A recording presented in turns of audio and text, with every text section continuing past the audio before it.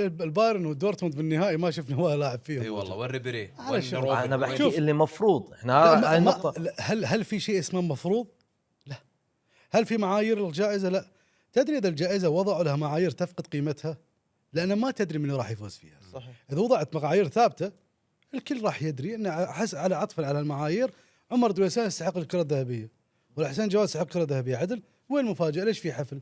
ليش يستدعي الاول والثاني وغيره؟ يعني انت ما بتميل انه الفريق اللي حقق اكثر بطولات. لازم نفهم ان هذه الامور هي تسويقيه تجاريه، هي اعلى من كونها جائزه استحقاق او كما توصف اوسكار كره القدم. لا في النهايه الجائزه قيمتها في مفاجاتها ايضا.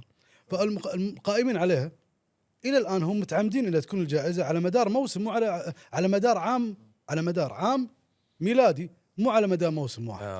مثال بسيط، لويس فيج يوم خذاها مع هو لاعب برشلونه راح مدريد واخذها، شنو كان ما اخذ ذاك الموسم؟ ولا شيء.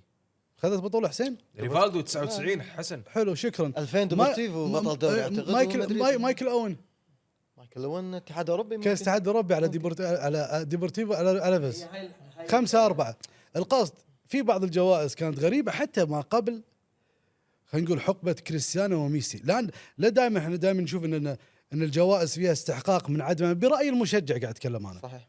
انها بدات بعد حقبه كريستيانو وميسي، لا هي موجوده بالسابق. وفي كان في جوائز غريبه وغريبه بدون ذكر ما حدث في هذه الجوائز. فبشكل عام ما في معايير.